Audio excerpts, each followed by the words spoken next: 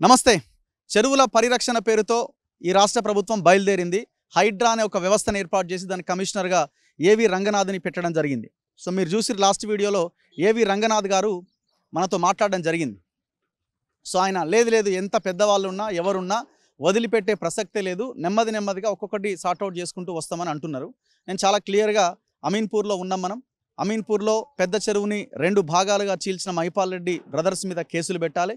ఇక్కడ ఉన్న పాండురంగారెడ్డి అనే మున్సిపల్ చైర్మన్ మీద కేసులు పెట్టాలి. ఇంకా చాలామంది ఉన్నారు, అధికారులు ఉన్నారు, ఇరిగేషన్, టౌన్ ప్లానింగ్, ఈ బ్యాచ్ అంత ఉన్నది ఒక మాఫియాలాగా తయారైంది. సో వీళ్ళందరి మీద కేసులు పెట్టాలని మనం అడగడం జరిగింది. పెట్టరా అన్నది మనం భవిష్యత్తులో చూద్దాం, ఫాలో అప్ చేద్దాం ఖచ్చితంగా. సో అయితే ఇక్కడ ఒక చాలా కీలకమైన అంశం ఇప్పుడు చెప్పబోతున్నా. మనం ఉన్న ప్రాంతము దాదాపు ఒక 20 ఎకరాల పైన ఉన్న ఒక వెంచర్. ఇది అర్బన్ రైజ్ అనే ఒక సంస్థది. ఇది కేటీఆర్కి చాలా దగ్గరి సంస్థ. గతంలో ఇక్కడ కేటీఆర్ తన డ్రీమ్ ప్రాజెక్టు పేరుతో ఒక వెంచర్ని ఇక్కడ స్టార్ట్ చేయడం జరిగింది. ఎంత దారుణంగా వ్యవస్థలని వాడుకొని ప్రకృతి సంపదని నాశనం చేస్తారన్నది ఇది ఒక్క ఘటన ద్వారా మనకు అర్థమవుతున్నది. ఇది అర్బన్ రైజ్ అనే ఒక కంపెనీ. మనకు ఎదురుగా ఇంకా పెయింట్ అయ్యని వెంచర్ ఇది కనబడతా ఉన్నది. దాని పక్కనే మన వెంకట్రామిరెడ్డి ఉన్నాడు కదా, మల్లన్న సాగర్ని ముంచిన మొత్తం రైతాంగాన్ని మొత్తం సర్వనాశనం చేసిన వెంకట్రామిరెడ్డికి సంబంధించిన ఒక కంపెనీ ఇక్కడ ఉన్నది. సో అయితే ఇక్కడ జరిగింది ఏంటి అంటే, వాస్తవ విషయం ఏంటంటే, మనం ఉన్న ఈ ప్రాంతంలో ఒక నాలా వెళ్తున్నది మీరు చాలా క్లియర్గా గమనించవచ్చు. ఇది ఈ నాలా లాస్ట్ 1 year బ్యాక్న ఈ నాలాని కన్స్ట్రక్షన్ చేశారు. మీకు అందరికీ డౌట్ రావచ్చు, అసలు ఇంత పెద్ద నాలా ఎట్లా నిర్మించారు, ఇక్కడ దేనికోసం నిర్మించారు అని.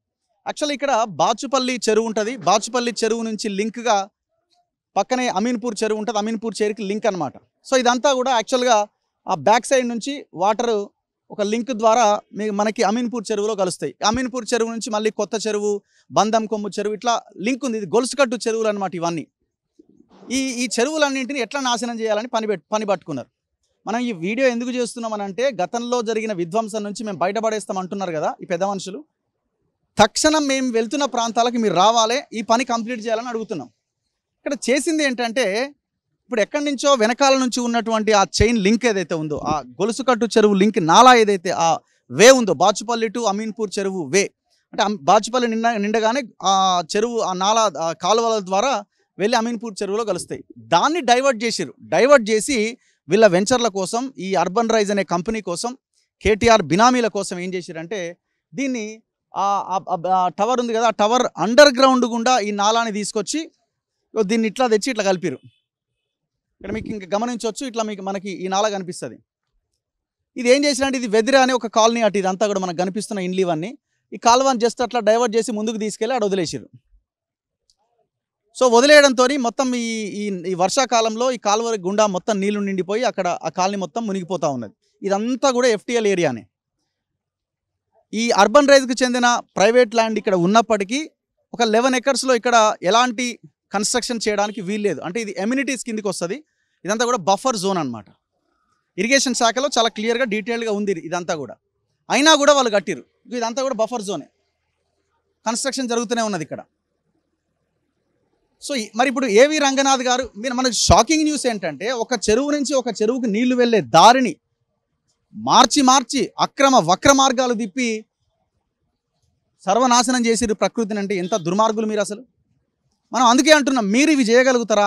తక్షణమే ఇది ఆపాలి, ఈ వెంచర్ ఆపాలి, ఈ వెంచర్ని కూలగొట్టాలి, బఫర్ జోన్లో కలుగుతున్న కట్టడాలని అడ్డుకోవాలి. ఈ కాలువని ఎట్లా నిర్మించిర్రో, ఎవడెవడైతే దీంట్లో భాగస్వాములు అయ్యారో వాళ్ళ మీద కేసు పెట్టాలి. ఇంకా దుర్మార్గం ఏంటో తెలుసా? ప్రతి ప్రైవేట్ కంపెనీ ఒక 2% CSR సోషల్ రెస్పాన్సిబిలిటీ ఫండ్ కింద ఓ 2% కేటాయిస్తుంది. అది విధిగా భారత రాజ్యాంగం చెప్తున్నది, భారత చట్టాలు చెప్తున్నాయి. ఆ 2% ప్రభుత్వానికి ఇచ్చే నిధులు దీనికోసం ఖర్చు పెట్టిరట. అంటే ప్రైవేటు వాడి వెంచర్ కోసం ఆ 2% CSR ఫండ్ నిధులని ఇక్కడ కేటాయించిరట. ఎంత దుర్మార్గం ఇది, ఎంత అరాచకం ఇది. అంటే గవర్నమెంట్ డబ్బులతోటి ప్రైవేట్ వాడికి HMDA ఈ నాలాని కట్టించింది. ఒక్కసారి ఆలోచించండి ప్రజలారా. ఇప్పుడు మీరు చెరువులని పరిరక్షిస్తామంటున్నారు కదా, చెరువులని పరిరక్షించండి, ఈ నాలాని తీసి అవతల పడేయండి. పాత ఆ బాచుపల్లి చెరువు నుంచి అమీన్పూర్ చెరువుకున్న లైన్ని పునరుద్ధరించండి.